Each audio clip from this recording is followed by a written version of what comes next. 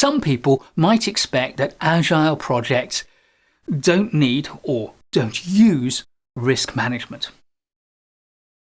It would be equally easy to think that risk management in Agile projects is completely different to the way we do it in predictive projects. That would be wrong too, as would the assumption that risk management in Agile projects is just the same as in predictive project management. As is so often the case, the answer lies somewhere in between.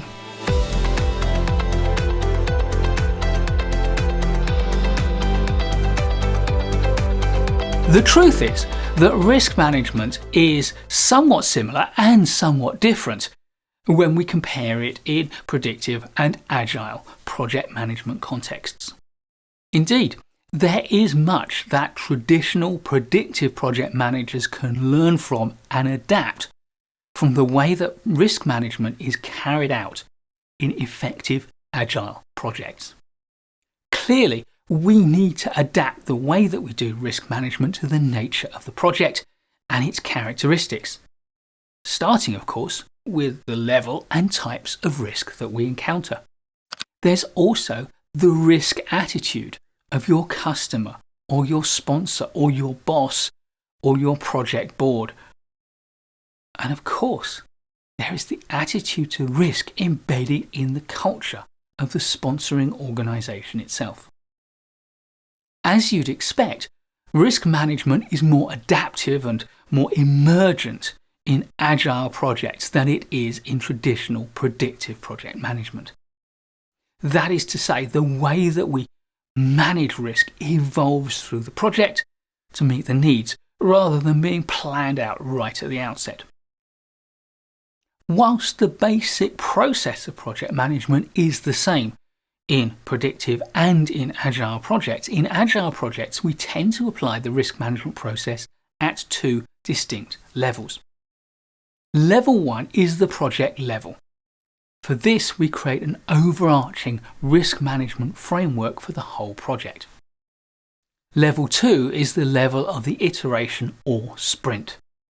Risk management becomes a process that happens within each iteration, so that each iteration or sprint assesses and manages its own risks.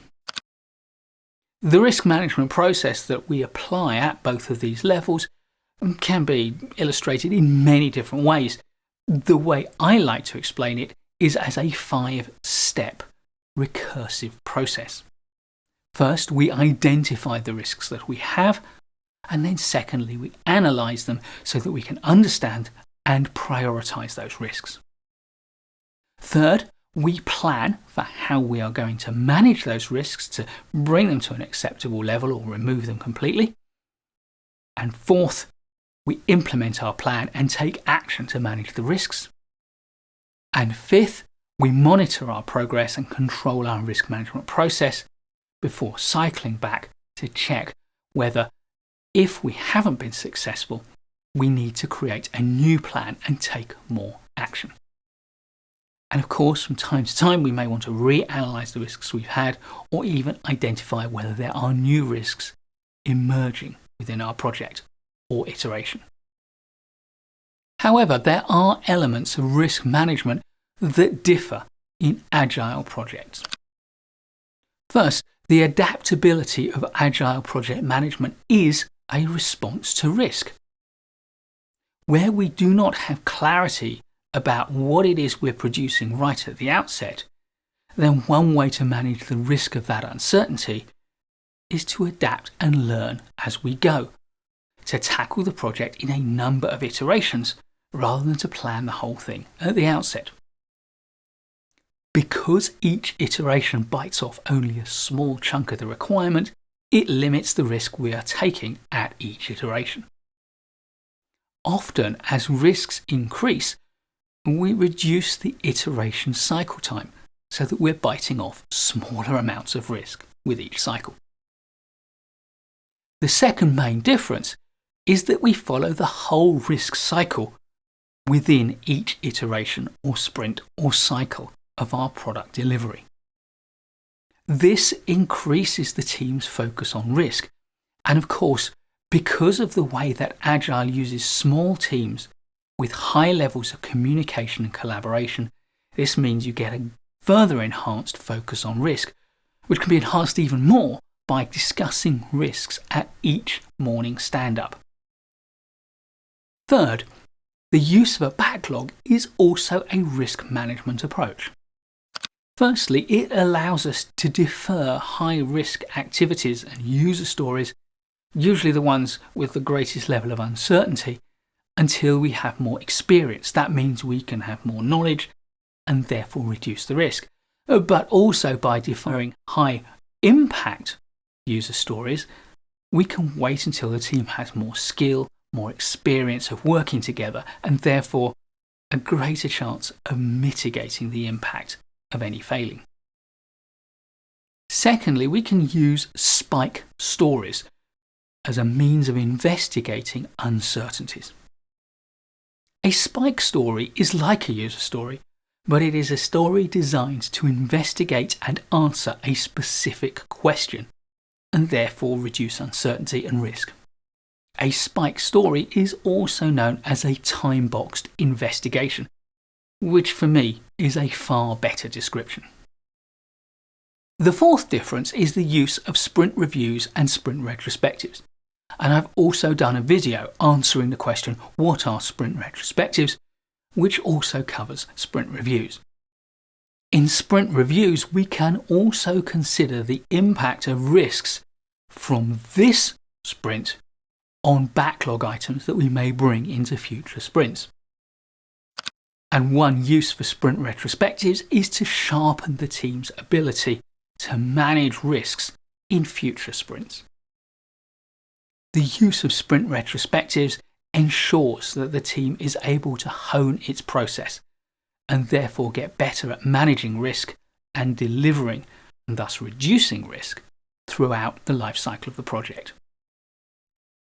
There are some real benefits that Agile offers to the risk management project, but there are also some problems as well.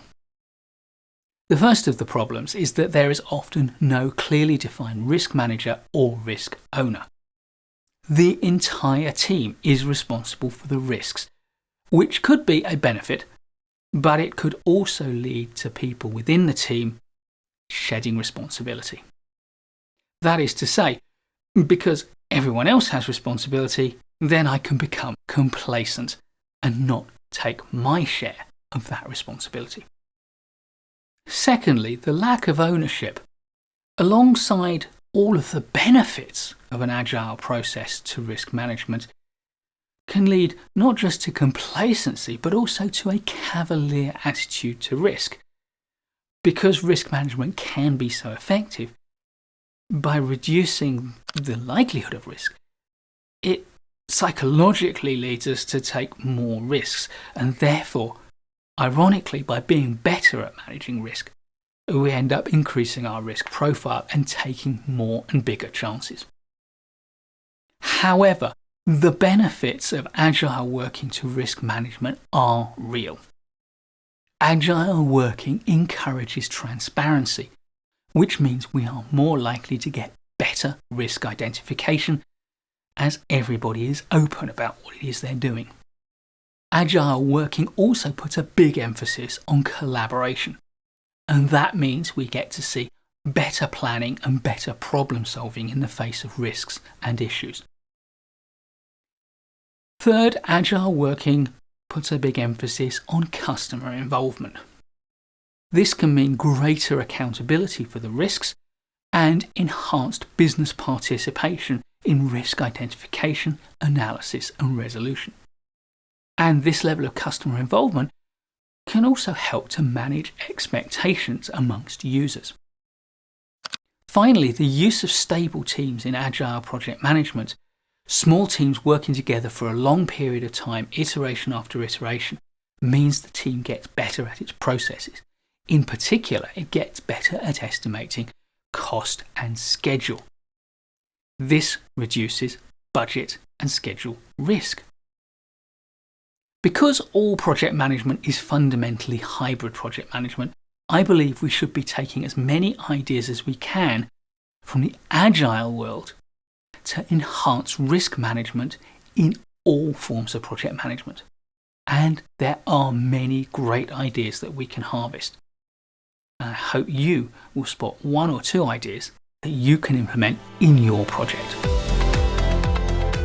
Please do give this video a like if you've enjoyed it and learned from it. I'll be creating loads more great project management videos for you, so please do subscribe to the channel and hit the bell so you don't miss any of them. And I'll look forward to seeing you in the next one.